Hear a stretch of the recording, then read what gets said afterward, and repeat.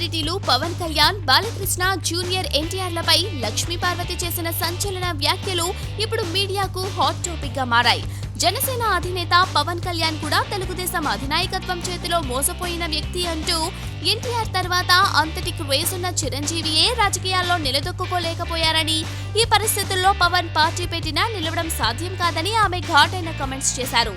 ఒక ప్రముఖ మీడియా సంస్థకు ఇచ్చిన ఇంటర్వ్యూలో ఆమె ఈ కామెంట్స్ చేశారు. ఇదే సందర్భంలో బాలకృష్ణ గురించి మాట్లాడుతూ బాలయ్య అమాయకుడని, అతడికి పార్టీని నడిపే అంత శక్తి లేదని ఆమె అభిప్రాయపడ్డారు. వీరిద్దరి తరువాత ఆమె టార్గెట్ జూనియర్ పై పడింది. జూనియర్ ఎన్టీఆర్ కు నందమూరి తారక రామారావు పోలికలు బాగా ఉన్నాయని చాలా మంది చేసే కమెంట్స్ పై స్పందిస్తూ సీనియర్ ఎన్టీఆర్ ఆజానుబాహుడు అయితే జూనియర్ అరజానుబాహుడు అంటూ జూనియర్ పై సెటైర్లు వేశారు లక్ష్మీ పార్వతి. అయితే రాజకీయంగా ఈమె చంద్రబాబుపై ఘాటైన విమర్శలు చేయడం సర్వసాధారణమే అయినా ఈమె ఇలా పవన్ ను, జూనియర్ ను టార్గెట్ చేయడం హాట్ టాపిక్ గా మారింది. మరి లక్ష్మీ పార్వతి వ్యాఖ్యలకు power star fans, NTR fans ఎలా రియాక్ట్ అవుతారో చూడాలి.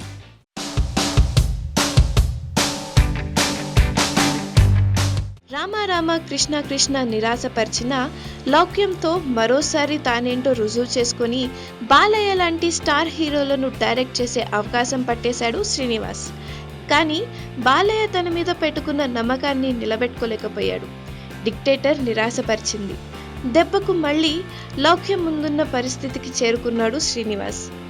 డిక్టేటర్ విడుదలై 6 నెలలు దాటుతున్నా ఇప్పటిదాకా శ్రీనివాస్ తర్వాతి ప్రాజెక్ట్ ఓకే అవ్వలేదు.